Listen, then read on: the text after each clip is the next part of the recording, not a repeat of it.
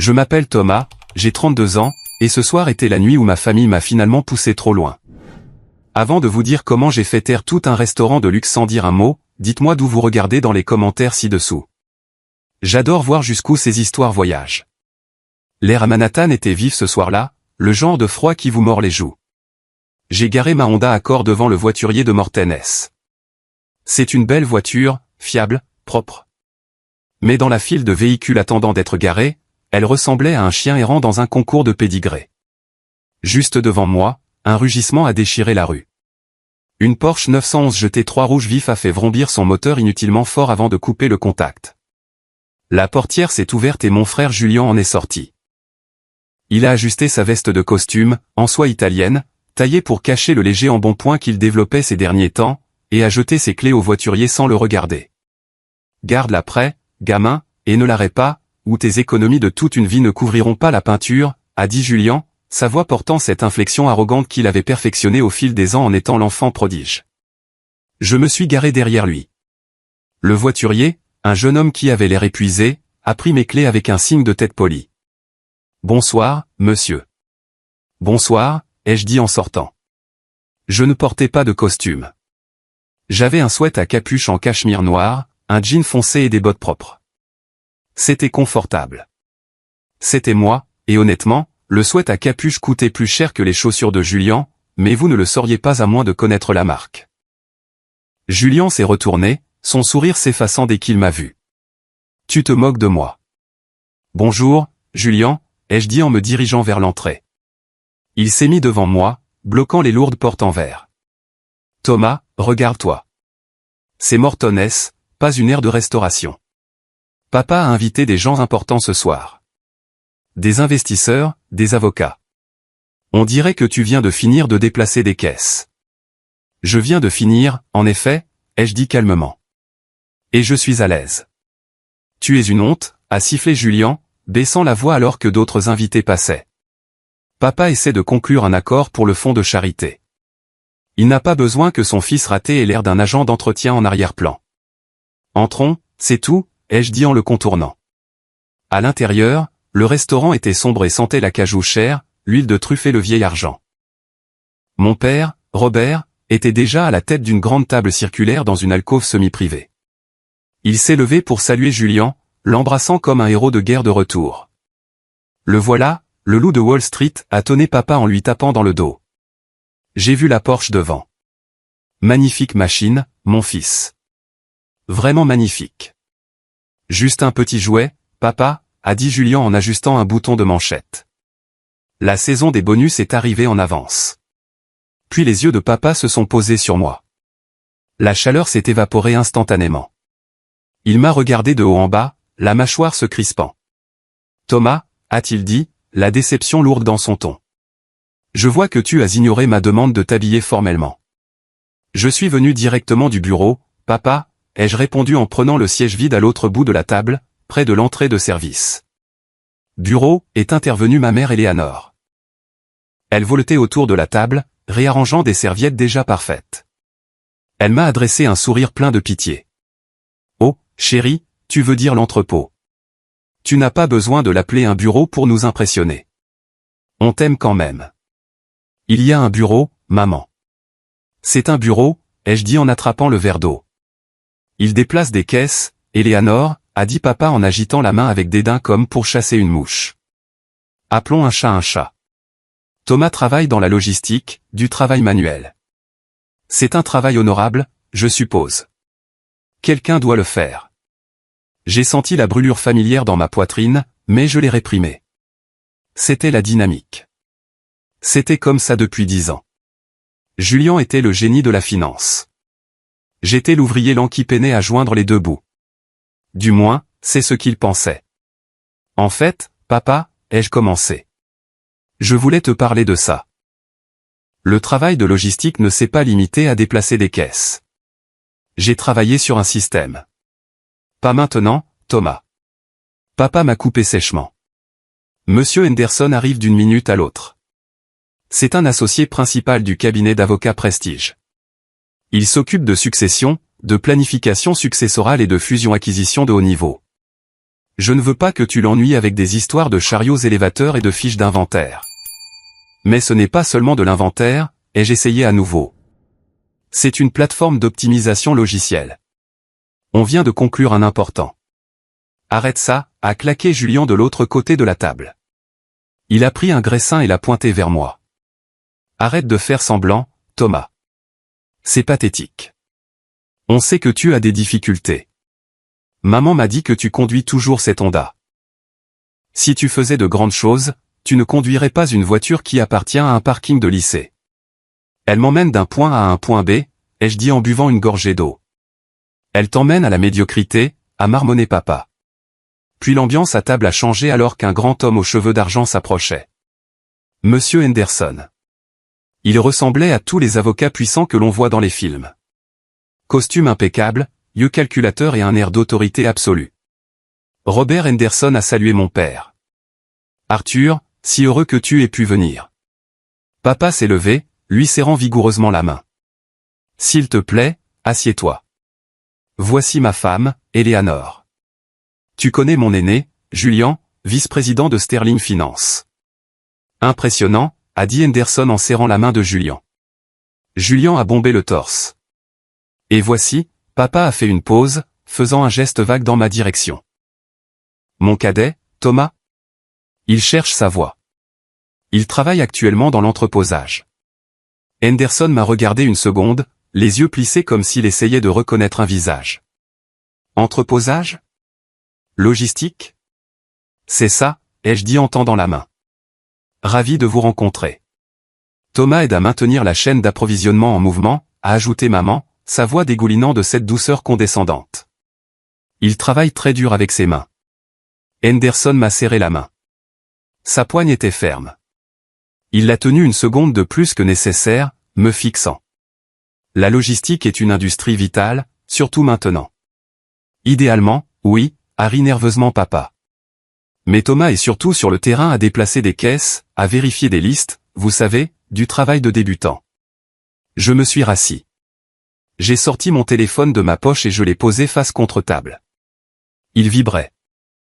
Un texto de Sarah, mon co. Message. La diffusion est en direct dans 3 minutes. Tu regardes? J'ai levé les yeux. Au-dessus du bar, visible de notre table, se trouvait une grande télévision à écran plat branchée sur Bloomberg News. Le volume était bas, mais les sous-titres étaient activés. Thomas, range ce téléphone, a claqué papa. C'est impoli. J'attends quelque chose d'important, ai-je dit. Qu'est-ce qui pourrait bien être important, a ri Julien, se servant un énorme verre de vin. Ton chef d'équipe qui te demande de faire un double service? Ou peut-être une promotion au poste d'assistant conducteur de chariot élévateur? Quelque chose comme ça, ai-je dit. Arrête de faire semblant de réussir, Thomas, a sifflé papa, se penchant pour que Henderson n'entende pas, bien qu'il l'ait clairement fait. Ça te donne l'air désespéré. Assieds-toi là, mange ton steak quand il arrivera, et laisse les adultes parler affaire. J'ai regardé mon père. J'ai regardé Julien, qui vérifiait son reflet dans sa cuillère. J'ai regardé ma mère qui évitait mon regard. D'accord, ai-je dit doucement. Je ne dirai pas un mot. J'ai de nouveau regardé la télé. La pause publicitaire se terminait. 2 minutes. Alors, Julien, a demandé Henderson, comment le marché traite-t-il Sterling Finance? J'ai entendu des rumeurs de problèmes de liquidité dans le secteur des moyennes capitalisations. Julien n'a pas manqué un battement. Oh, de simples fluctuations, Arthur. On est en pleine expansion, en fait. J'envisage moi-même une promotion le trimestre prochain. Je pourrais passer de la Porsche à une Lamborghini Urus. Tu sais ce que c'est. L'image, c'est tout. J'ai bu une gorgée de mon vin pour cacher le sourire narquois qui se formait sur mes lèvres. Les cartes de crédit de Julien avaient été refusées 2 fois le mois dernier. Je le savais parce que mon système suit les données des consommateurs pour l'évaluation du risque de crédit pour l'un de nos clients filiales. Il était noyé sous les dettes. Et toi, Robert? Henderson s'est tourné vers papa. Comment va le fonds de pension? Solide. Très solide, a menti papa. On a un donateur mystère qui a injecté des liquidités le mois dernier. Ça nous a sauvés d'une restructuration désagréable. J'adorerais serrer la main de cet homme. J'ai fait tourner le vin dans mon verre. Le donateur mystère. Si seulement il savait qu'il était en train de donner des coups de pied à ce donateur sous la table en ce moment même. Thomas, a chuchoté maman bruyamment. Les coudes hors de la table. J'ai enlevé mes coudes. Désolé, maman. Il essaie, a-t-elle dit à Henderson. Il essaie vraiment. J'ai vérifié ma montre. 1 minute. Tu sais, a dit Julien en me regardant avec un ricanement. Peut-être qu'après le dîner, Thomas, je pourrais te donner quelques-uns de mes vieux costumes. Pour te sortir de ce sweat à capuche. On dirait que tu vas braquer une supérette. J'aime ce sweat à capuche, ai-je dit. C'est un cadeau. De qui? L'armée du salut, a ri Julien. Papa a ri avec lui. Non, ai-je dit, la voix stable. De Mark Zuckerberg quand on s'est rencontrés à la conférence de Sun Valley l'année dernière. Silence. Silence absolu pendant une seconde. Puis toute la table a éclaté de rire. Julien a ri si fort qu'il s'est étouffé avec son eau. Papa a secoué la tête, essuyant des larmes de ses yeux. Même maman a gloussé. Oh, Thomas, a dit maman. Tu as une telle imagination. Zuckerberg, a haleté papa. Bien joué. Oh, c'est excellent. Tu vois ce que je veux dire, Arthur? Il vit dans un monde imaginaire pour faire face au travail manuel. Arrête de mentir, mec, a dit Julien en s'essuyant la bouche. C'est pathétique. Sérieusement, arrête. Je n'ai pas ri. J'ai juste pointé un doigt vers le bar. Montez le volume, ai-je dit au serveur qui passait.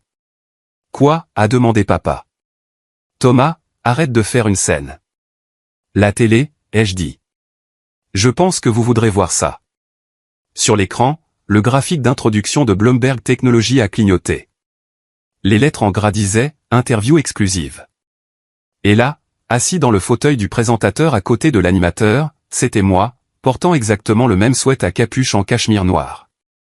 Le titre défilait en bas, de l'entrepôt à la richesse, rencontrer le PDG derrière Flowstate. Le rire à table s'est éteint instantanément. Il ne s'est pas estompé. Il a été tranché comme une guillotine qui tombe. Pour comprendre pourquoi ce silence était meilleur que n'importe quelle somme d'argent, il faut comprendre la décennie de bruit qui l'a précédé. En grandissant, il y avait toujours un scénario. Dans la maison des Brennan, on était défini par son titre.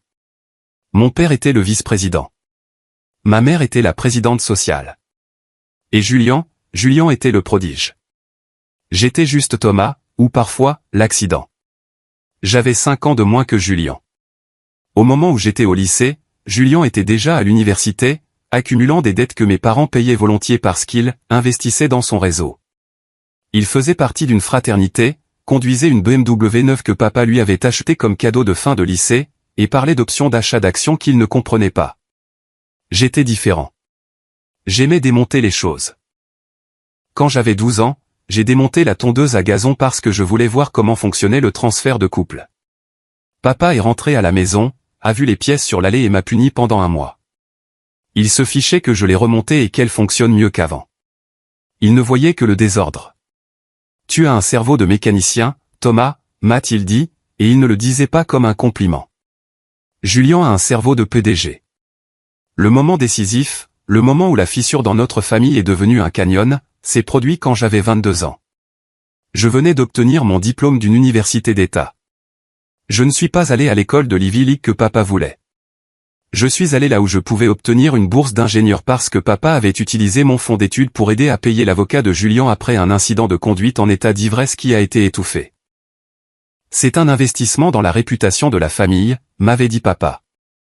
On ne peut pas avoir Julien avec un casier judiciaire. Tu comprends, n'est-ce pas, Thomas? Tu peux prendre des prêts. Alors, je l'ai fait. J'ai travaillé de nuit dans un centre de distribution pour payer mes livres. C'est là que je l'ai vu. Le chaos. Les entrepôts sont les artères invisibles du monde.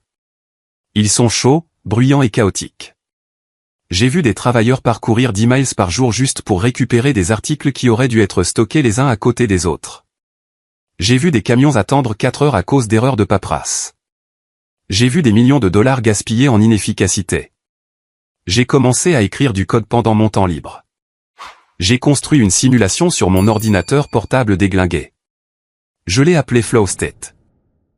C'était un algorithme qui prédisait la demande d'inventaire et réorganisait l'agencement de l'entrepôt en temps réel. Je me souviens du jour où j'ai présenté le plan d'affaires à papa. J'avais 22 ans, j'étais affamé et naïf. C'était un dîner du dimanche. Julien était là, se vantant de son nouveau travail de débutant dans une banque, gagnant 60 000 $ par an. Je dirigerai l'endroit dans 5 ans, a déclaré Julien. Je n'en doute pas, mon fils, a rayonné papa. J'ai éclairci ma gorge. Papa, j'ai quelque chose aussi. J'ai travaillé sur une plateforme logicielle. Papa a soupiré en posant sa fourchette. Thomas, on mange. C'est important. Ça automatise la logistique. J'ai un prototype. J'ai juste besoin d'un petit investissement de départ. 10 000 $. C'est tout. Je peux construire la version bêta. Papa a pris sa serviette et s'est essuyé la bouche lentement. Il m'a regardé avec ce regard fatigué et déçu. Thomas, a-t-il dit, Julien gère des portefeuilles. Il s'occupe de capital. Toi, tu joues à des jeux vidéo. Ce n'est pas un jeu. C'est un logiciel d'entreprise. C'est une distraction, a claqué papa. Tu travailles dans un entrepôt, Thomas. Tu soulèves des caisses. N'essaie pas d'être quelque chose que tu n'es pas. Tu n'as pas la tête pour les affaires. Tu as la tête pour le travail. Je t'ai promis une voiture quand tu as eu ton diplôme, a poursuivi papa.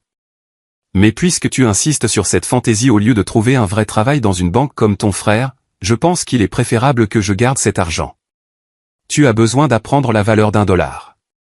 Une semaine plus tard, Julien est rentré à la maison dans une Ferrari d'époque. Elle n'était pas neuve, mais elle était à pas accent grave l'œil. Papa m'a aidé avec la compte, m'a fait un clin d'œil Julien. Ça correspond à l'image d'un banquier. Tu aimes? Peut-être que je te laisserai la laver. C'est ce jour-là que j'ai arrêté d'expliquer. J'ai emménagé dans un studio à Astoria qui sentait le chou bouilli et les gaz d'échappement. J'ai gardé mon travail à l'entrepôt. En fait, j'ai travaillé plus dur, non pas pour gravir les échelons, mais pour recueillir des données. J'étais un espion dans ma propre vie. Chaque caisse que je soulevais était un point de données. Chaque soupir frustré d'un collègue était un problème à résoudre. Pendant 5 ans, j'ai mené une double vie. Le jour, j'étais Thomas, le gars de l'entrepôt. Je portais des gilets de sécurité et des bottes à embout d'acier. Je mangeais des sandwichs dans la salle de pause. La nuit, j'étais Thomas, le fondateur. Je codais jusqu'à 4 heures du matin. Je présentais des projets à des investisseurs par Zoom avec un drap accroché derrière moi pour cacher mon appartement en désordre. Ma famille voyait les bottes et l'épuisement. Ils ne voyaient pas le code. Quand j'avais 25 ans, j'ai eu mon premier client, une entreprise de transport de taille moyenne du New Jersey. Ils m'ont payé 5 000 $. Ça me semblait être 1 million. Quand j'avais 27 ans, j'ai embauché Sarah Millot. C'était une vétérane de la logistique qui a vu le génie dans mon code. Elle a travaillé pour des actions parce que je ne pouvais pas lui payer un salaire. Tu es assis sur une mine d'or, Thomas, m'a-t-elle dit un soir autour d'une pizza froide. Pourquoi ta famille ne t'aide-t-elle pas? Ils ne pensent pas que je suis capable d'extraire de l'or, ai-je dit. Ils pensent que je suis le gars qui porte la pelle. Au diable, a-t-elle dit. On achètera l'usine de pelle. Le fossé entre ma réalité et la perception de ma famille s'est creusé. Quand FlowState a atteint 10 millions de $ de revenus, j'ai acheté à mes parents un nouveau système de chauffage, ventilation et climatisation pour leur maison, anonymement. Papa s'est vanté d'avoir négocié une excellente affaire. Quand on a atteint 50 millions, Julien a demandé à emprunter de l'argent pour le loyer. Je lui ai donné 2 000 $ en espèces. Il a dit à la famille qu'il l'avait trouvé dans une vieille poche de manteau. Quand on a atteint 100 millions, j'ai fait l'objet d'un article dans un magazine technologique de niche. J'ai laissé un exemplaire sur la table basse de mes parents. Maman l'a utilisé comme sous-verre pour son thé. Ils voyaient ce qu'ils voulaient voir. Pour eux, j'étais l'échec qui vérifiait leur propre succès. Si Thomas était au bas de l'échelle, alors il devait être au sommet.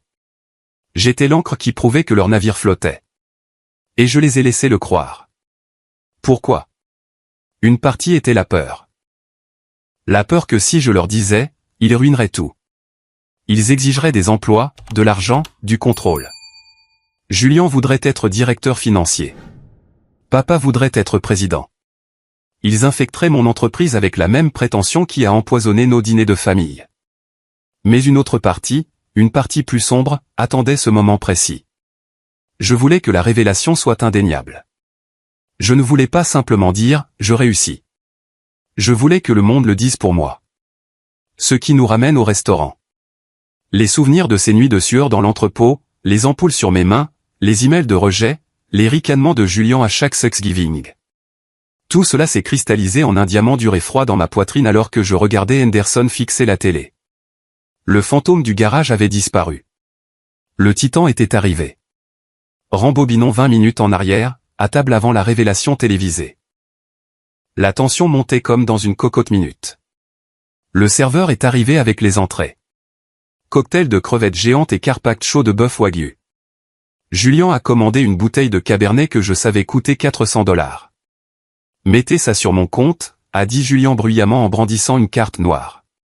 J'ai remarqué que la bande magnétique était usée. Je savais aussi que cette carte était au maximum de son plafond. J'avais fait une vérification de crédit sur lui la semaine dernière lorsque son nom était apparu dans notre système pour une demande de prêt auto rejetée. Alors Arthur, a dit papa en coupant son carpaccio. Nous envisageons de restructurer la fiducie familiale. Je veux m'assurer que Julien est positionné pour gérer la majeure partie de la gestion de la succession. Il a le sens des affaires. Bien sûr, a hoché la tête Henderson, bien que ses yeux n'arrêtaient pas de se tourner vers moi. Et Thomas. Thomas sera pris en charge, a dit papa bienveillamment. On va lui mettre en place une petite allocation, assez pour compléter son salaire à l'entrepôt. Peut-être l'aider à avoir une voiture fiable. On ne veut pas qu'il soit dans le dénuement. Je m'en sors bien, papa, ai-je dit en grignotant un morceau de pain. S'en sortir bien, a ri Julien, projetant un peu de vin. Thomas, tu vis à Astoria. Tu conduis une Honda. Tu portes ça? Il a fait un geste vers mon sweat à capuche. Soyons réalistes. Tu survis. Il y a une différence entre survivre et prospérer. Je suis heureux, ai-je dit. Le bonheur, c'est ce que les pauvres disent pour se sentir mieux d'être pauvres, a rétorqué Julie. Il a regardé autour de la table pour obtenir une validation. Maman a hoché tristement la tête. C'est vrai, chérie, a dit maman. On veut juste que tu sois en sécurité. J'ai croisé Madame Gable hier. Son fils vient d'être promu associé dans son cabinet d'avocat. Elle a demandé de tes nouvelles. J'ai dû lui dire que tu étais en transition. Pourquoi mentir? Ai-je demandé. Pourquoi ne pas dire que je travaille dans la logistique? Parce que c'est embarrassant, Thomas. A claqué maman, sa voix s'élevant pour la première fois. C'est embarrassant de dire que mon fils déplace des caisses pour vivre pendant que son frère gère des millions. La table s'est tue. Ça a piqué. Je ne mentirai pas entendre votre mère admettre qu'elle a honte de vous est une sorte de douleur particulière. Puis mon téléphone a vibré sur la table. C'était fort contre le bois. Papa a lancé un regard noir. Thomas, je t'ai dit de ranger ça. J'ai jeté un coup d'œil à l'écran. Ce n'était pas un texto. C'était un appel d'Elon. Oui, c'est Elon.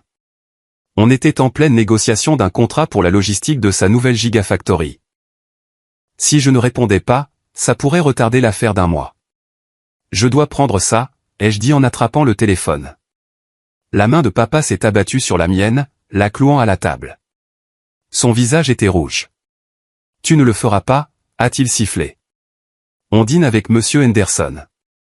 Tu ne manqueras pas de respect à cette famille en prenant un appel de ton chef d'équipe à propos d'une palette de papier toilette manquante. Papa, lâche-moi, ai-je dit calmement. Ce n'est pas un chef d'équipe. Qui est-ce alors? Le délégué syndical, a ricané Julien. C'est un client, ai-je dit. Et l'affaire vaut 30 millions de $. La table est de nouveau tombée dans un silence de mort. Puis Julien a éclaté de rire. C'était un son cruel, aboyant. 30 millions, a crié Julien. Oh mon Dieu, il délire. Papa, il a vraiment perdu la tête. Il pense que déplacer des caisses fait de lui un magnate.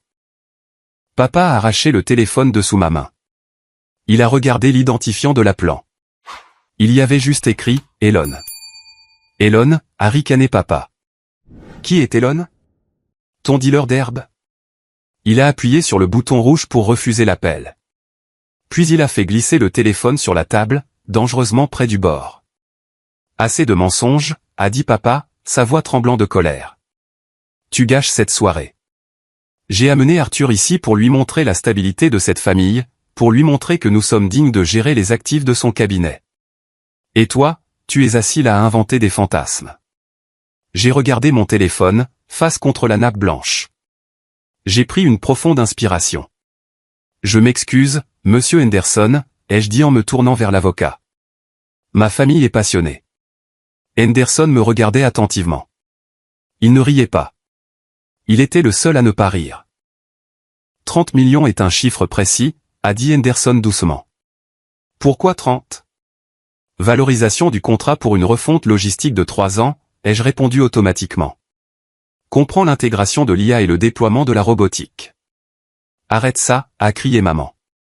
Thomas, arrête de parler dans ce jargon technique. Tu as l'air fou. On dirait qu'il cite une brochure qu'il a trouvée dans une poubelle, a ajouté Julien. Le serveur est arrivé avec les steaks. D'énormes morceaux de viande grésillant. Voilà, a dit Julien en se frottant les mains. De la vraie nourriture. Et, Thomas.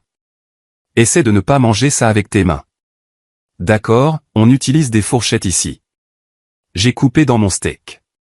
Il était parfaitement cuit, mais j'avais perdu l'appétit. Alors, Arthur, Julien est revenu à l'avocat. J'ai regardé quelques actifs en difficulté dans le secteur de la technologie. Je pense qu'il y a une bulle qui éclate. Beaucoup de ces startups sont surévaluées. De la poudre aux yeux. C'est vrai ? A demandé Henderson en haussant un sourcil. Oh, absolument, a pontifié Julien, la bouche pleine de pommes de terre. Prenez cette société Flowstate. J'ai lu à leur sujet, soi-disant valant 1 milliard. C'est absurde. Probablement un gamin dans une cave qui truque les comptes. Je leur donne 6 mois avant qu'ils ne déposent le bilan. J'ai arrêté de mâcher. J'ai même étouffé un rire. Flowstate, a demandé Henderson. Vous pensez qu'ils sont une bulle ? Une arnaque totale, a déclaré Julien avec confiance. J'ai dit à mes clients de vendre le secteur à découvert à cause de sociétés comme celle-là. Intéressant, a dit Henderson. Il a fouillé dans sa poche et a sorti son téléphone. Il l'a fait subtilement sous la table. J'ai vu la lueur de l'écran se refléter sur ses chaussures cirées. Que sais-tu de Flowstate, Julien, ai-je demandé. Julien a levé les yeux au ciel. Plus que toi, le gars des caisses. C'est de la haute finance. Tu ne comprendrais pas, je pourrais, ai-je dit, puisque je lis le Wall Street Journal. Le lire et le comprendre sont deux choses différentes, a marmonné papa. Flowstate n'est pas encore coté en bourse, ai-je dit. Donc, tu n'aurais pas pu dire à tes clients de le vendre à découvert. Il n'y a pas d'action à vendre à découvert. Julien s'est figé. Il a cligné des yeux. Eh bien, je voulais dire le secteur, les dérivés. Et j'ai continué, Flowstate vient de publier son audit trimestriel. Zéro dette, croissance de 4 cents% d'une année sur l'autre, flux de trésorerie positif depuis le premier jour. Comment saurais-tu ça, a claqué Julien. Tu as balayé les soldes de leur siège social ou quelque chose comme ça ? Quelque chose comme ça, ai-je dit. Sous la table, Henderson faisait défiler furieusement sur son téléphone. Il a levé les yeux, son regard s'est posé sur le mien. Puis il a regardé Julien, puis de nouveau moi. J'ai vu la prise de conscience le frapper. C'était comme un coup physique. Ses yeux se sont agrandis, sa bouche s'est légèrement ouverte. Il a regardé la photo sur son écran, probablement mon profil LinkedIn ou l'article de Forbes, puis mon visage. Il savait. J'ai porté un doigt à mes lèvres, lui faisant signe d'attendre. Henderson a avalé difficilement. Il a rangé son téléphone. Son attitude a changé instantanément. Il s'est redressé. Il a légèrement repoussé son assiette. En fait, Julien, a dit Henderson, sa voix glaciale. Je pense que votre évaluation du marché est erronée. Erronée, s'est hérissé Julien. Je suis vice-président, Arthur. Et Thomas a raison, a dit Henderson. Faust était une entité privée. Votre analyse semble fabriquée. Papa avait l'air confus. Arthur, pourquoi écoutes-tu Thomas? Il essaie juste de semer la zizanie. Je pense, a dit Henderson en regardant directement papa, que Thomas est le seul à cette table à avoir du sens. La tempête éclatait, le vent changeait de direction, et ma famille se tenait sur le chemin d'un ouragan sans parapluie. L'atmosphère à table est passée de l'agressivité à la confusion. Mon père, un homme qui se targuait de contrôler chaque pièce où il entrait, sentit soudain les rênes lui échapper des mains. Il ne savait pas pourquoi, mais il le sentait. Arthur, dit papa, un rire nerveux s'échappant de ses lèvres. Tu plaisantes, n'est-ce pas? Thomas sait à peine équilibrer un chéquier. On a dû l'aider avec ses impôts l'année dernière. Ce n'est pas vrai, dis-je calmement. Vous avez essayé de me déclarer comme personne à charge pour obtenir un abattement fiscal. Mon comptable vous a dit que c'était illégal. Ton comptable? Ricana Julien. Tu veux dire H&R Block? KPMG, corrigez-je. Arrête ça. Papa a de nouveau frappé la table de sa main, faisant cliqueter l'argenterie. Les gens des tables voisines se sont retournés pour regarder. J'en ai assez de cette mascarade. Thomas, tu gâches ce dîner. Tu embarrasses ton frère devant un associé principal. Je veux que tu partes. Partir, demandai-je. Oui. Va attendre dans la voiture ou prends le métro pour rentrer chez toi. Je m'en fiche. Dégage de ma vue. Tu n'es pas digne de t'asseoir à cette table. Robert. Maman lui toucha le bras. Peut-être qu'il peut juste s'asseoir tranquillement. Non, Éléanore. C'est un menteur et je n'aurai pas de menteur dans ma famille. Je pliai lentement ma serviette et la posai sur la table. Un menteur, répétai-je. C'est drôle venant de toi, papa. Considérant que tu as dit aux actionnaires que le fonds de pension était solvable grâce à tes investissements avisés, et non à cause d'un don mystère. Papa devint pâle. Comment? Comment sais-tu pour la réunion des actionnaires? C'était une session à huis clos. Et toi, Julien? Je me tournai vers mon frère. Tu m'as traité de faux. Mais qui paie le loyer de cette Porsche? C'est toi ou c'est la carte de crédit de l'entreprise que tu n'es pas autorisé à utiliser pour des dépenses personnelles? Article 4, section C de ton contrat de travail. Julien laissa tomber sa fourchette, elle claqua bruyamment contre la porcelaine. À qui as-tu parlé? M'as-tu espionné? Je n'ai pas besoin de t'espionner, dis-je. Les données racontent une histoire, Julien. Et tes données crient à la fraude. Sors. Papa se leva, pointant un doigt tremblant vers la porte. Sors maintenant avant que j'appelle la sécurité. Je vais partir, dis-je en me levant. J'ai boutonné ma veste. J'ai attrapé mon téléphone. Mais avant de partir, je veux vous faire un cadeau. Un cadeau de départ? On ne veut rien de toi, s'écria maman, les larmes montant à ses yeux. Pourquoi es-tu si cruel? Cruel? Je la regardais. Maman, pendant 10 ans, j'ai été invisible. Ce soir, j'essaie juste d'être vu. Je regardais Henderson. Il me regardait avec une fascination pure. Monsieur Henderson, dis-je, regardez la télé. La télé, cria papa. Je me fiche de cette fichue télé. Tu devrais, dis-je. Ça va commencer. C'est la vérité. J'ai pointé la télécommande, que j'avais subtilisée au poste de service en passant, et j'ai monté le volume à 50. Le son du présentateur de nouvelles a rempli la pièce. Dernière nouvelle de la Silicon Valley. Éteins ça, ordonna papa. Attendez, dit Henderson sèchement. Sa voix claqua comme un fouet. Robert, assieds-toi et regarde. Papa regarda Henderson, choqué par le ton. Il se laissa lentement retomber dans son fauteuil. Nous sommes rejoints en direct ce soir par l'homme le plus reclus de la tech, annonça le présentateur. Un homme qui a transformé une opération de garage en solo en l'épine dorsale mondiale de la logistique moderne. Son logiciel alimente Amazon, FedEx et DHL. Ce soir, Flow State System annonce son dépôt d'introduction en bourse, valorisant l'entreprise à 1,3 milliard de dollars. Julien laissa échapper un rire haletant. Tu vois, je te l'avais dit, un milliardaire, probablement un vieux de la Silicon Valley. Qu'est-ce que ça a à voir avec nous? Mais d'abord, poursuivit le présentateur. Qui est le génie derrière le code? Pendant des années, il est resté anonyme. Ce soir, il sort de l'ombre. L'écran a changé. Une photo est apparue. Un portrait professionnel haute résolution. C'était moi. Pas le Thomas en sweat à capuche assis à table, mais Thomas le PDG. Rasé de près, yeux intenses, portant un t-shirt noir. Mais c'était indéniablement moi. La légende disait, Thomas Brennan, fondateur et PDG, Flow State. L'air a quitté la pièce. Il n'a pas seulement quitté. Il a été aspiré. La bouche de Julien est restée ouverte. Il a regardé de l'écran à moi, puis de nouveau à l'écran. Papa a juste regardé. Il n'a pas cligné des yeux.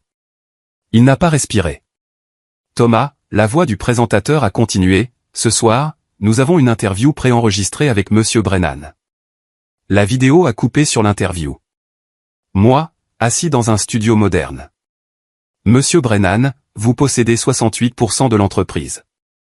À la valorisation d'aujourd'hui, cela place votre valeur nette à environ 880 millions de dollars.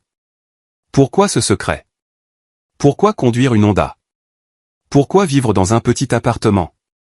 Sur l'écran, j'ai souri. C'était le même sourire triste que je portais en ce moment même au restaurant. Parce que, a dit le Thomas de la télé, je voulais voir qui me traiterait avec respect quand je n'avais rien. Je voulais savoir qui étaient mes vrais amis. Et franchement, j'ai appris que dans ce monde, les gens ne respectent pas l'homme, ils respectent le portefeuille. Je voulais rester un homme aussi longtemps que possible. J'ai baissé les yeux sur ma famille. Maman avait les mains sur la bouche. Julien serrait la table si fort que ses jointures étaient blanches. Papa avait l'air d'avoir une attaque. Joyeux anniversaire, papa, ai-je dit doucement. Bien que ce ne soit pas son anniversaire. Considère la garde de ta réputation comme réglée. J'ai vérifié ma montre. Maintenant, si vous voulez bien m'excuser, j'ai un appel avec Elon à retourner. Le son d'une fourchette heurtant une assiette en porcelaine est étonnamment fort quand une pièce devient silencieuse. C'est le premier son que j'ai entendu après que le présentateur de nouvelles m'ait présenté. Clinc.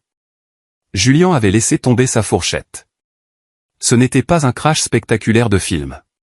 Elle a juste glissé de ses doigts mous, a heurté le bord de son assiette et a glissé sur la nappe blanche, laissant une petite tache de sauce au poivre. Mais personne n'a regardé la fourchette.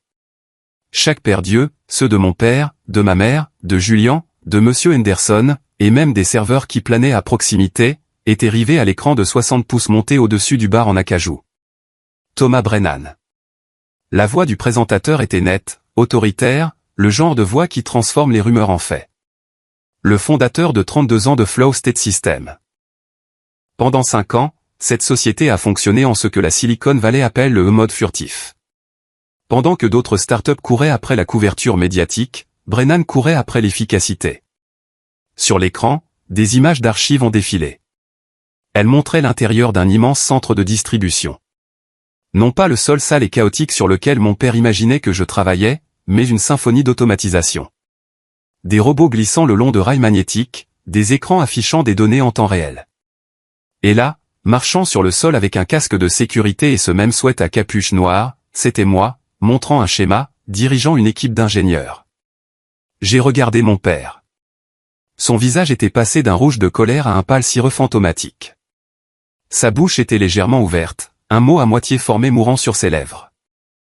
Il ressemblait à un homme essayant de résoudre un problème de mathématiques qui changeait à chaque fois qu'il clignait des yeux. Ce soir, a poursuivi le présentateur, Flow State a confirmé la clôture de son financement de série C hier.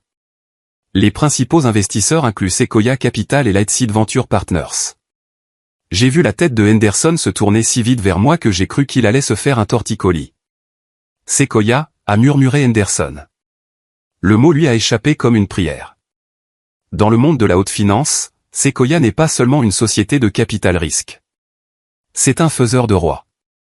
Ils ont soutenu Apple. Ils ont soutenu Google.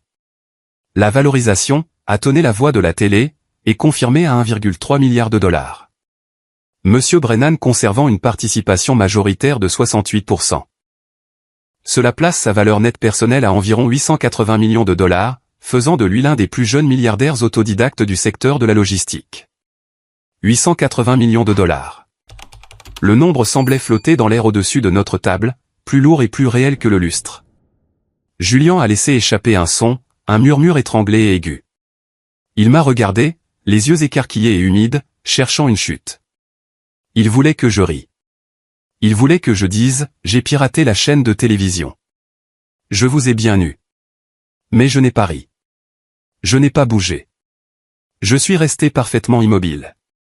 Mes mains jointes sur la table, regardant la version interview de moi-même répondre aux questions. Monsieur Brennan, a demandé l'intervieweur à l'écran. Vous avez construit ça en travaillant par quart sur un sol d'entrepôt. Pourquoi? Le Thomas de la télé s'est penché en avant. Parce qu'on ne peut pas optimiser un système qu'on ne comprend pas. J'avais besoin de ressentir la douleur des travailleurs pour construire le remède. Mes concurrents gèrent depuis des salles de conseil. J'ai géré depuis le chariot élévateur. À table, papa a tressailli. Physiquement tressailli. C'était comme si j'étais sorti de l'écran pour le gifler. Toi, a balbutié papa. Sa voix était méconnaissable, faible, rauque. Toi, tu écrivais du code. J'ai lentement tourné mon regard de la télé vers lui. J'ai essayé de te le dire, papa. Tu te souviens de Noël 2019? J'ai apporté mon ordinateur portable. Je voulais te montrer le test bêta. Tu m'as dit de ranger le jouet parce qu'on regardait Julien ouvrir son chèque de bonus. Papa a fermé les yeux. J'ai vu le souvenir le frapper. Je pensais que c'était un jeu, a-t-il murmuré. C'est un jeu, Robert, ai-je dit, ma voix froide et stable. Et je viens de gagner. Maman tremblait. Ses mains tremblaient si fort qu'elle a dû s'agripper au bord de la table. Thomas, 1 milliard. Ce n'est pas de l'argent réel, n'est-ce pas? C'est juste de l'argent d'ordinateur. Ce sont des actions, maman, ai-je dit. Mais les actions du marché secondaire que j'ai vendues la semaine dernière pour acheter ma nouvelle maison. C'était de l'argent très réel. Maison? Julien s'est redressé. La cupidité transperçait son choc comme un couteau. Tu as acheté une maison? Où? Dans les Hantons? Non, ai-je dit. J'ai acheté le Penthouse au 432 Park Avenue. En espèces. Julien avait l'air d'avoir envie de vomir, le 432 Park était le genre d'immobilier dont il avait des affiches sur son mur. Le genre d'endroit où les milliardaires regardent les millionnaires de haut. L'interview à la télé tirait à sa fin. Le présentateur s'est tourné vers la caméra. Une histoire remarquable. L'ouvrier d'entrepôt qui a tranquillement bâti un empire. Thomas Brennan, prouvant que parfois la personne la plus silencieuse dans la pièce est celle qui fait le plus de bruit. L'écran est passé à la publicité. Le sortilège s'est rompu. Le silence dans le restaurant n'est pas revenu. Au lieu de cela, un faible murmure a éclaté. Les gens pointaient du doigt. J'ai vu une femme à la table voisine lever son téléphone, comparant mon visage à celui qu'elle venait de voir aux nouvelles. J'ai pris mon verre de vin. C'était un merlot bon marché qui venait avec le menu fixe que papa avait commandé pour économiser de l'argent, malgré la bouteille chère que Julien avait exigée plus tôt. Je l'ai fait tourner. Alors, ai-je dit, brisant la tension à notre table. Passons en revue la soirée, voulez-vous? J'ai regardé Julien. Tu m'as traité de faux, ai-je dit doucement. Tu m'as dit d'arrêter de faire semblant. Tu as dit que ma Honda appartenait à un parking de lycée. Julien a avalé difficilement. Thomas, écoute, c'était juste des taquineries. Des taquineries fraternelles. Tu sais comment on est. Non, Julien. Des taquineries, c'est quand deux personnes rient. Tu étais le seul à rire. Je me suis penché. Tu fais tourner ces clés de Porsche comme si c'était un sceptre, mais on connaît tous les deux la vérité. J'ai fait une petite enquête sur toi, Julien. Je suis au courant de l'avocat que tu as engagé pour contester l'ordre de saisie de cette voiture. Je sais que tu as 3 mois de retard sur tes paiements de pension alimentaire. Le visage de Julien est devenu gris. Comment? Les données, ai-je tapoté ma tempe. Tout laisse une empreinte numérique. Tu te noies, Julien, et tu te tiens sur ma tête pour essayer de respirer. Je me suis tourné vers papa. Il avait l'air d'avoir vieilli de 10 ans depuis son arrivée. « Et toi, ai-je dit, tu t'es excusé auprès de Monsieur Henderson pour ma présence. Tu m'as traité de travailleur manuel comme si c'était une maladie.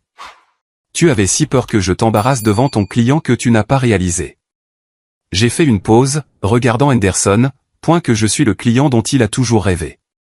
Je me suis levé. Le mouvement était lent, délibéré. J'ai vu la main de papa tressaillir comme s'il voulait me retenir, s'ancrer au navire qu'il venait de réaliser être insubmersible. C'est le moment, ai-je dit à la table. Mais en réalité, je parlais au fantôme du garçon que j'étais. Le garçon qui attendait un « bien joué » qui n'est jamais venu. Les conséquences d'une explosion sont souvent plus dangereuses que l'explosion elle-même. C'est à ce moment-là que les structures que vous pensiez solides commencent à s'effondrer. Je me tenais là, surplombant la table. La dynamique du pouvoir avait changé si violemment que l'air semblait raréfié. Monsieur Henderson fut le premier à réagir. C'était un survivant. Un homme qui pouvait sentir l'argent à 1 kilomètre. Il ne s'est pas seulement levé. Il a pratiquement bondi sur ses pieds. Il a boutonné sa veste de costume d'un geste sec. Se distançant physiquement de mon père. Thomas. Monsieur Brennan, se corrigea Henderson, sa voix baissant d'une octave pour prendre son ton de baryton professionnel. Il a fait le tour de la table, ignorant complètement mon père. Je dois m'excuser. Vraiment. Je me basais sur des informations obsolètes. Vous vous basiez sur la parole d'un menteur, ai-je dit en jetant un coup d'œil à papa. En effet, dit Henderson, ses yeux froids balayant Robert. Dans mon domaine, la diligence raisonnable est primordiale. Il semble que j'ai omis de vérifier la source. Il a sorti une carte de sa poche de poitrine. Ce n'était pas la carte standard qu'il distribuait lors des cocktails. C'était un carton de couleur crème épaisse avec des lettres en relief doré. Une ligne directe. Mon cabinet s'occupe de la structuration de l'héritage et de la protection des actifs pour les ultra-riches, a dit Henderson en me tendant la carte. Nous sommes également spécialisés dans l'isolation des clients des responsabilités. Et par responsabilité, j'entends les attachements financiers toxiques. Il n'a pas pointé du doigt Julien, mais il aurait tout aussi bien pu braquer un projecteur sur lui. Je garderai ça à l'esprit, ai-je dit en glissant la carte dans la poche de mon jean. J'ai l'impression que je vais bientôt avoir besoin d'un pitbull. Je peux être un pitbull, sourit Henderson, montrant trop dedans. Ou je peux être un grand requin blanc. À vous de choisir.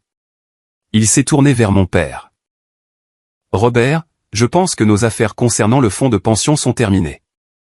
Je ne peux pas recommander que mon cabinet représente un directeur qui manque d'un jugement aussi fondamental. Si vous ne pouvez pas repérer une licorne à votre propre table, vous n'avez pas votre place dans la gestion d'un portefeuille. Arthur, attends, a plaidé papa, se levant à moitié de sa chaise. C'est un malentendu. Je le protégeais. Je ne voulais pas qu'il prenne la grosse tête. Vous aviez honte de lui, a dit Henderson, le coupant avec une précision chirurgicale. Et cette honte vient de vous coûter la plus grosse commission de votre vie. Bonne nuit. Henderson est sorti. Il n'a pas regardé en arrière. Maintenant, il n'y avait plus que nous, la famille. Le silence est revenu, mais cette fois, il était désespéré. Julien fixait la nappe, son esprit visiblement en ébullition, calculant, manigançant. Puis le changement s'est produit. Le changement inévitable et dégoûtant. Julien a levé les yeux. Il a forcé un sourire.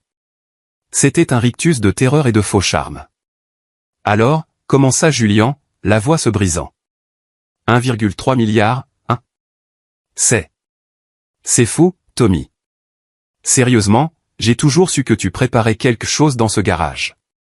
Tu te souviens, je disais à maman. Thomas prépare quelque chose de grand. Non, Julien, ai-je dit calmement. Tu disais à maman que je fumais de l'herbe. Des blagues? Juste des blagues. Julien a agité la main avec dédain. Écoute, frérot, j'y ai pensé. Tu es un gars de la tech. Tu connais le code, mais tu ne connais pas Wall Street. Tu as besoin d'un directeur financier, quelqu'un qui sait comment gérer ce genre de capital liquide. Je pourrais intervenir, t'aider à gérer la transition, garder ça dans la famille, n'est-ce pas? Je l'ai dévisagé. L'audace était à couper le souffle. Tu veux gérer mon argent, ai-je demandé. Je suis vice-président, Thomas. Je connais le jeu. Et, il s'est penché, baissant la voix d'un air conspirateur. J'ai entendu une rumeur. Est-ce vrai que tu as commandé une Rolls-Royce Phantom sur mesure, l'édition blindée? C'est pour la flotte de transport des cadres, ai-je dit. D'accord, la flotte. Mais tu as besoin de quelqu'un pour la roder, n'est-ce pas? La tester. Je pourrais m'en occuper pour toi. M'assurer qu'elle est sûre. J'ai ri. C'était un rire court et sec. Julien, ai-je dit, tu ne peux même pas te payer l'essence d'une Rolls-Royce. Et quant à être mon directeur financier, ma directrice financière actuelle est la femme qui m'a conduit aux urgences quand je me suis effondré d'épuisement il y a 3 ans. Où étais-tu cette nuit-là? Oh, c'est vrai. Tu étais à Vegas en train de flamber ton salaire au blackjack. Julien a tressailli. C'est du passé, Thomas. On est une famille. La famille est de la famille. Tu as raison, ai-je dit. La famille est de la famille, c'est pourquoi je vais t'aider. Les yeux de Julien se sont illuminés. Ouais. Je vais te laisser payer ta propre addition ce soir. J'ai fait signe au serveur. Il est apparu instantanément, me regardant avec admiration. L'addition, s'il vous plaît, ai-je dit. Des additions séparées. Je prendrai la mienne. Le monsieur en costume, ai-je pointé du doigt Julien. Prendra le reste, y compris la bouteille de vin qu'il a commandée. Quoi, a crié Julien. Thomas, tu ne peux pas être sérieux. Cette bouteille coûte 400 $. Ma carte est. J'ai laissé mon portefeuille dans la voiture. Alors tu ferais mieux de commencer à faire la vaisselle, ai-je dit. J'ai entendu dire qu'ils ont besoin d'aide en cuisine. C'est un travail honorable, Julien. Le travail manuel forge le caractère. J'ai tapé mon téléphone contre le terminal que le serveur a présenté. Bip. Transaction approuvée. Thomas, a parlé maman. Elle pleurait. Mais ce n'étaient pas les larmes d'une mère qui regrettait son fils. C'étaient les larmes d'une femme réalisant que son plan de retraite venait de s'envoler. S'il te plaît, ne pars pas comme ça. Assieds-toi. Prenons un dessert. Célébrons. On est si fiers de toi. Fier? Je me suis tourné vers elle. Maman, tu as dit aux voisins que j'étais en transition parce que tu avais honte de dire que j'étais PDG. Tu ne savais pas que j'étais PDG, mais tu n'as pas pris la peine de le découvrir. Tu étais fier de l'idée de Julien. Tu n'as jamais été fier de la réalité de Thomas. Ce n'est pas vrai, a-t-elle gémi. C'est vrai, et ce n'est pas grave. J'ai fait la paix avec ça. Je me suis tourné vers papa. Il n'avait pas bougé. Il fixait ses mains. Papa, ai-je dit. Il a levé les yeux. Ses yeux étaient rouges. Tu as dit que je faisais semblant de réussir, ai-je dit. Mais la vérité, c'est que depuis 5 ans, je fais semblant d'être pauvre parce que je voulais savoir si tu m'aimais ou si tu aimais juste ce que je pourrais devenir. Thomas, a murmuré papa, je t'ai poussé. J'ai été dur avec toi pour te rendre fort. Regarde-toi maintenant. Tu es un milliardaire. C'est moi qui ai fait ça. Ma pression a fait de toi un diamant. J'ai secoué la tête. Le niveau d'illusion était déchirant. Non, papa, ai-je dit. Tu n'as pas fait de moi un diamant. Tu étais le rocher sous lequel j'ai dû m'écraser pour m'en sortir. J'ai réussi malgré toi, pas grâce à toi. Je me suis détourné. J'ai dépassé Julien, qui tapait frénétiquement sur son téléphone, essayant probablement de déplacer des fonds pour payer l'addition. J'ai dépassé les autres tables où les convives s'arrêtaient de manger pour me regarder partir. J'ai poussé les lourdes portes en verre de Mortonès et je suis sorti dans la nuit. Le voiturier m'a vu arriver. Il a pratiquement sprinté jusqu'à la boîte à clés. Monsieur Brennan, a-t-il dit en haletant. Je vais chercher votre voiture tout de suite, monsieur. C'est la Honda, a-t-il demandé avec hésitation, comme s'il avait peur d'insulter un milliardaire en lui apportant une Honda. Oui, ai-je souri. C'est la Honda. C'est une bonne voiture.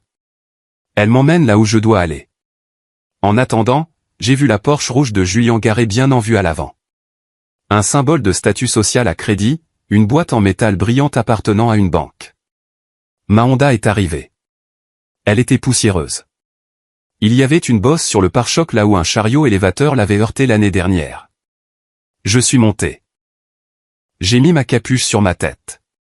Je ne conduisais pas une Ferrari. Je ne portais pas de costume Armani. Mais en m'engageant dans le trafic de Manhattan, laissant ma famille derrière moi se chamailler pour une bouteille de vin à $400, j'ai réalisé quelque chose. J'étais l'homme le plus riche de la ville. Non pas à cause du nombre sur mon compte en banque, mais parce que je ne devais rien à personne. 3 mois ont passé. 90 jours. Dans le monde de la logistique à haute fréquence, 90 jours, c'est une éternité. En 90 jours, Flow State System a acquis 2 concurrents, ouvert un nouveau hub à Singapour, et notre cours de bourse, après le pic initial de l'introduction en bourse, s'est stabilisé à un nombre que j'étais mal à l'aise de regarder. J'étais occupé, pas à faire semblant d'être occupé comme Julien, embrassant des papiers pour paraître important. Je dormais 4 heures par nuit sur un lit de camp dans mon bureau, occupé. Mais le silence est une chose étrange. Quand on coupe enfin le bruit des gens toxiques, on s'attend à la paix.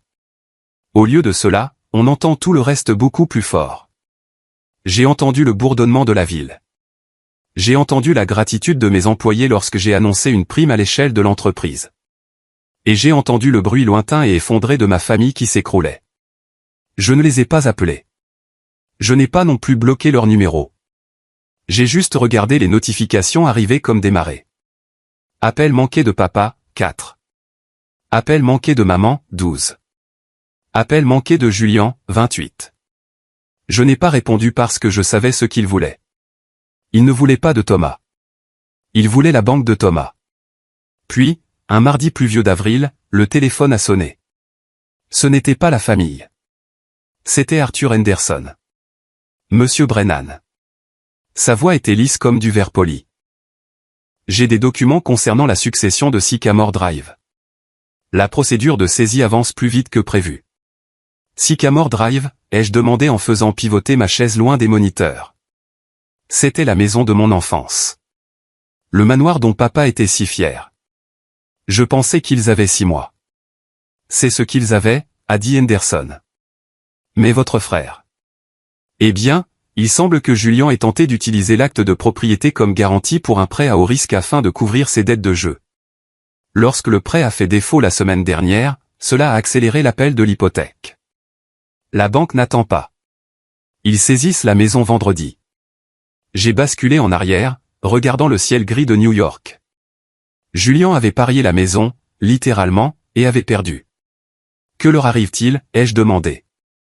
Expulsion, a simplement dit Henderson. La pension de votre père est gelée en attendant l'enquête sur le détournement de fonds. Votre mère n'a aucun actif à son nom. Et Julien? Eh bien, Julien vit actuellement dans la maison d'amis, esquivant les huissiers. Il a fait une pause. La banque va la mettre aux enchères, Thomas. À moins que quelqu'un n'intervienne pour racheter la dette. J'ai fermé les yeux. Je pouvais voir la maison. Le grand escalier où je n'avais pas le droit de jouer. La salle à manger où l'on me disait que j'étais un échec. Le garage où j'ai construit mon premier moteur. Achetez-la, ai-je dit. Excusez-moi. Achetez la dette, Arthur. Toute la dette. L'hypothèque, les privilèges, les dettes de jeu de Julien, tout. Mettez-la sous une société écran. Ironwood Holdings. Ne leur faites pas savoir que c'est moi. Thomas, a prévenu Henderson. C'est un mauvais investissement. Le marché se refroidit et la maison a besoin de réparation. Je n'achète pas une maison, Arthur, ai-je dit en ouvrant les yeux. J'achète une clôture. Préparez les papiers. J'y vais vendredi. Le vendredi est arrivé avec un orage. C'était approprié. Je n'ai pas pris la Honda cette fois. J'ai pris la voiture que Julien m'avait accusé de posséder, la Rolls-Royce Ghost. Ce n'était pas une question d'ego. C'était une question d'armure. J'avais besoin de me sentir impénétrable. Mon chauffeur, un ex-marine massif nommé Ken, a remonté la longue allée de Sycamore Drive. L'aménagement paysager, habituellement entretenu au millimètre près, était envahi par la végétation. Des mauvaises herbes pointaient à travers les pavés. Un autocollant de dernier avis était agressivement collé sur le portail d'entrée. On aurait dit un salon funéraire qui avait fait faillite. Je suis sorti. Ken a ouvert un parapluie au-dessus de ma tête, mais je l'ai repoussé. Je voulais sentir la pluie. J'ai monté les marches et j'ai poussé la porte d'entrée. Elle n'était pas verrouillée. À l'intérieur, la maison était un chaos de carton. Vous ne pouvez pas prendre l'argenterie, ai-je entendu la voix de maman crier depuis la salle à manger. Ça fait des générations que c'est dans ma famille. Madame, c'est sur l'inventaire des actifs, a répondu une voix rauque. Un homme de la saisie? Je suis entré dans la salle à manger. C'était la même pièce où nous avions eu tant de dîners de Noël, où Julien exhibait ses nouvelles montres et où je m'asseyais en silence. Maman tirait sur un plateau d'argent tenu par un homme costaud en coupe-vent. Papa était assis dans son fauteuil, regardant fixement le mur, tenant un verre de scotch. Julien n'était nulle part en vue. Lâchez le plateau, ai-je dit. La pièce s'est figée. Maman a halté, laissant tomber ses mains. L'homme de la saisie m'a regardé, puis mon manteau mouillé, puis les deux gardes du corps qui m'avaient suivi silencieusement. Qui êtes-vous? A demandé l'homme de la saisie. Je suis le nouveau propriétaire, ai-je dit. Thomas, s'est écriée maman en se précipitant vers moi. Elle avait l'air plus âgée. Ses cheveux n'étaient pas teints. Son maquillage était maculé. Oh, Dieu merci. Je savais que tu viendrais. J'ai dit à Robert, Thomas ne nous laissera pas mourir de faim. Elle a essayé de me serrer dans ses bras. J'ai doucement attrapé ses poignets et j'ai reculé. J'ai dit que j'étais le propriétaire, ai-je répété. Je n'ai pas dit que j'étais le sauveur. Papa a lentement tourné la tête. Ses yeux étaient jaunes et ternes. L'arrogance avait disparu, remplacée par un vide terrifiant. Tu l'as acheté, a roqué papa. J'ai acheté la dette, ai-je corrigé. Techniquement, je possède le papier qui possède la maison, ce qui signifie que vous êtes actuellement en infraction. En infraction? Maman a reculé comme si je l'avais giflé. C'est notre maison. On t'a élevé ici.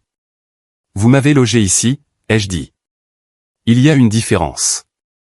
Un fracas est venu de l'étage. Puis le bruit de pas lourds. Julien est apparu sur le palier. Il avait l'air d'une épave. Il portait un pantalon de survêtement et un t-shirt taché. Son visage n'était pas rasé. J'ai entendu une voiture, a crié Julien en dévalant les escaliers. C'est l'avocat? Dites-lui que je ne suis pas, il m'a vu. Il s'est arrêté net sur la dernière marche. Thomas, a-t-il soufflé. Bonjour, Julien, ai-je dit. Jolie tenue.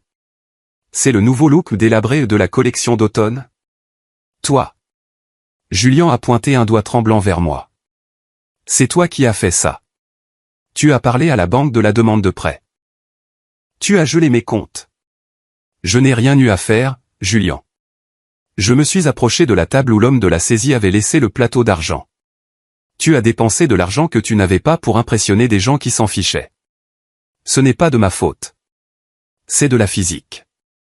Ce qui monte sur une carte de crédit doit redescendre sur un relevé bancaire. J'ai besoin de 50 000, a lâché Julien. Pas de bonjour, pas d'excuses, juste la demande. Thomas, sérieusement, ils vont me casser les jambes. Je dois de l'argent à des types louches du New Jersey. Je sais, ai-je dit. J'ai aussi acheté cette dette. La bouche de Julien s'est ouverte. Quoi?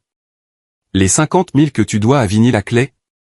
Je l'ai réglé ce matin pour 30 cents sur le dollar. Vinny était très content d'avoir de l'argent. Il te dit bonjour, au fait. Julien s'est effondré sur les escaliers. Il a mis sa tête dans ses mains et a commencé à sangloter. Ce n'était pas un cri de remords. C'était le cri d'un enfant qui réalisait que le jeu était terminé. Alors, je me suis tourné vers papa. Voici la situation. J'ai sorti une épaisse enveloppe de ma poche intérieure et je l'ai jetée sur la table de la salle à manger. Elle a atterri avec un bruit sourd. Qu'est-ce que c'est? A demandé papa. C'est le nouvel arrangement, ai-je dit. Puisque vous semblez incapable de gérer vos propres vies, j'ai pris la liberté de restructurer votre héritage. Restructurer? Papa a plissé les yeux. Une étincelle de l'ancienne colère est revenue. Tu ne peux pas me dicter des conditions. Je suis ton père. Vous êtes un locataire insolvable, ai-je dit sèchement. Et je suis le propriétaire. Écoutez attentivement car je ne le dirai qu'une seule fois. J'ai fait le tour de la table en arpentant la pièce comme un prédateur. J'ai levé un doigt. Cette maison est vendue. Je la mets en vente lundi. Vous avez 48 heures pour quitter les lieux. Prenez vos vêtements et vos effets personnels. Les meubles restent. L'art reste. L'argenterie reste pour payer les créanciers. Où irons-nous? A pleuré maman. Page 4, ai-je pointé du doigt l'enveloppe. J'ai acheté un appartement de 2 chambres en Floride. C'est dans une communauté de retraités. Il est entièrement payé. Le titre est dans une fiducie. Vous pouvez y vivre sans loyer pour le reste de votre vie. Mais vous ne pouvez pas le vendre. Vous ne pouvez pas emprunter contre lui. Et vous ne pouvez pas l'utiliser comme levier. Un appartement, a craché papa. Je suis habitué à 5000 pieds carrés. Tu t'attends à ce que je vive dans une boîte à chaussures? C'est une belle boîte à chaussures, papa. Elle a une piscine et c'est mieux qu'une boîte de réfrigérateur sous un pont, ce qui est votre alternative actuelle. 2. Ai-je poursuivi. J'ai mis en place une allocation mensuelle pour maman, $3000 par mois, assez pour les courses et le bingo. Et moi, a demandé papa. Tu n'as rien, ai-je dit. Maman contrôle l'argent parce que tu as prouvé que si tu touches à l'argent, il disparaît. Papa a regardé maman pour la première fois de leur mariage. La dynamique du pouvoir s'est inversée. Maman a cessé de pleurer.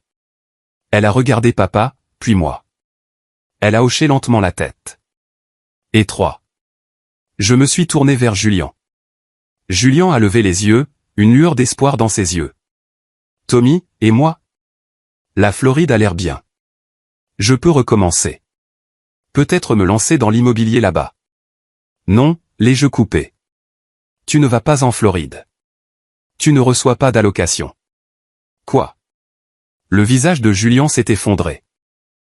Mais je suis ton frère. Exactement, ai-je dit. C'est pourquoi je vais te donner la seule chose que papa ne t'a jamais donnée. Une conséquence. J'ai sorti une seule feuille de papier de ma poche. C'était un contrat de travail. C'est une offre d'emploi, ai-je dit.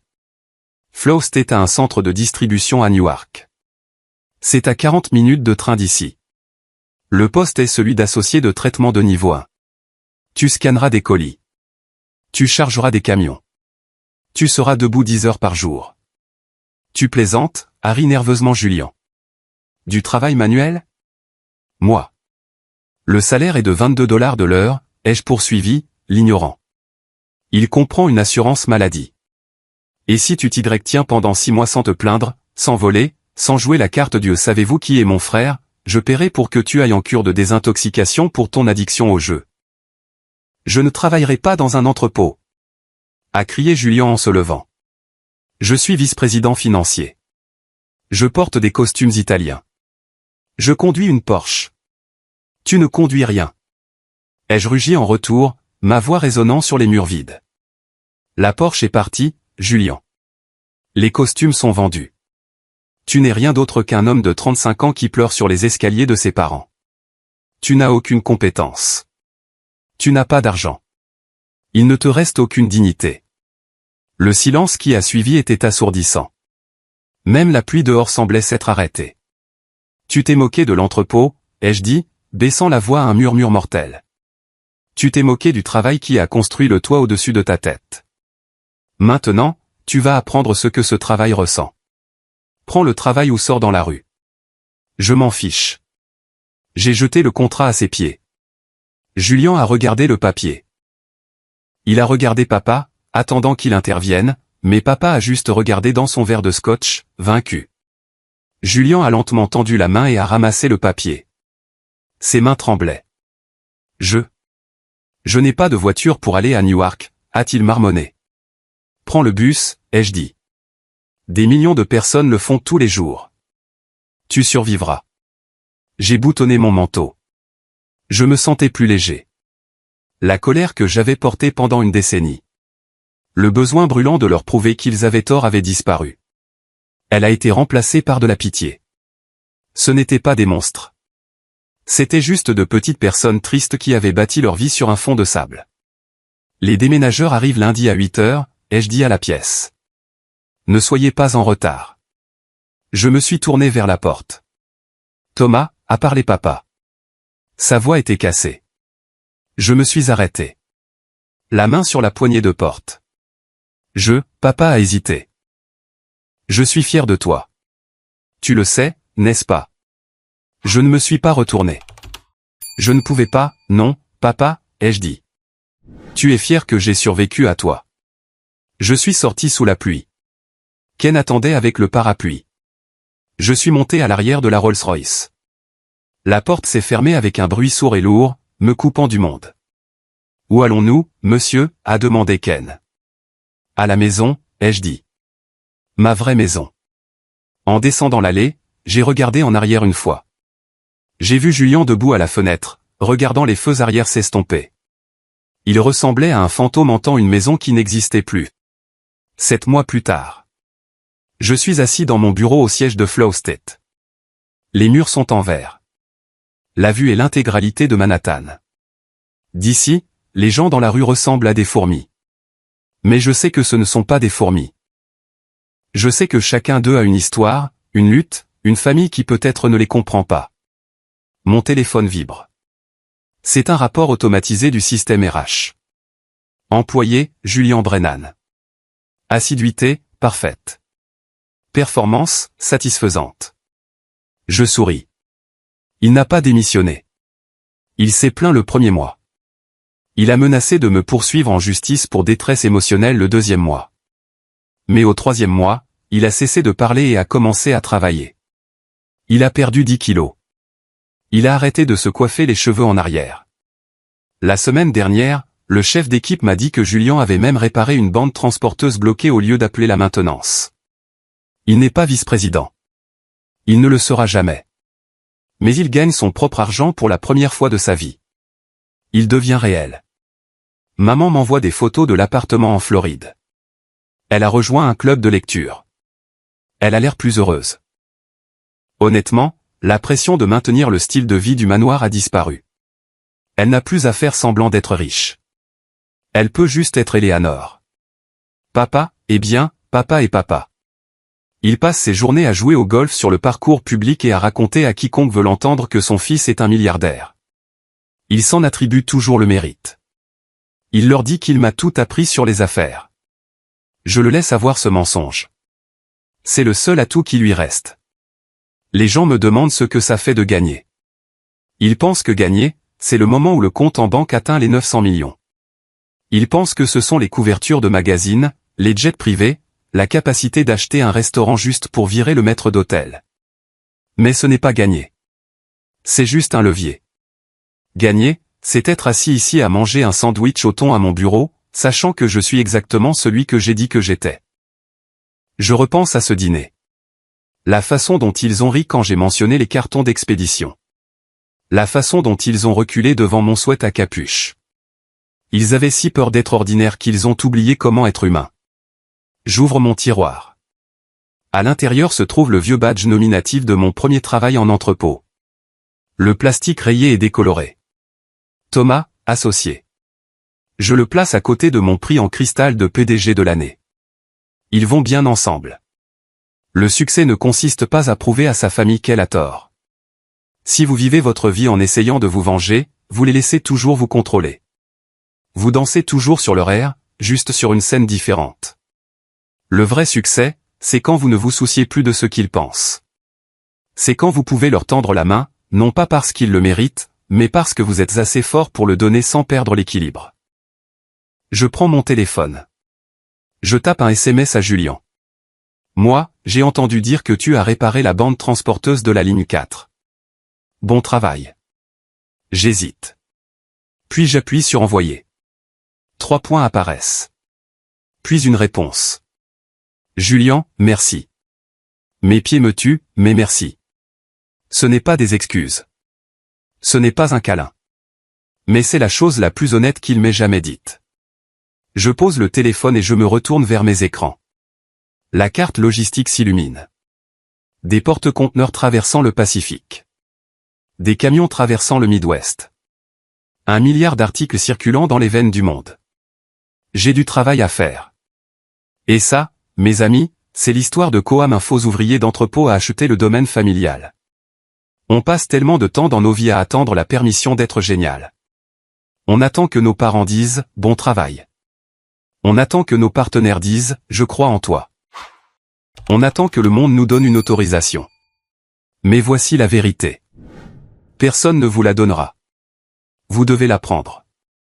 Vous devez mettre votre sweat à capuche, garder la tête baissée et construire votre empire dans le noir jusqu'à ce qu'il brille si fort qu'ils ne peuvent plus l'ignorer. Si vous êtes le mouton noir, le paria, l'échec de votre famille, écoutez-moi. Votre valeur n'est pas déterminée par leur conversation à table.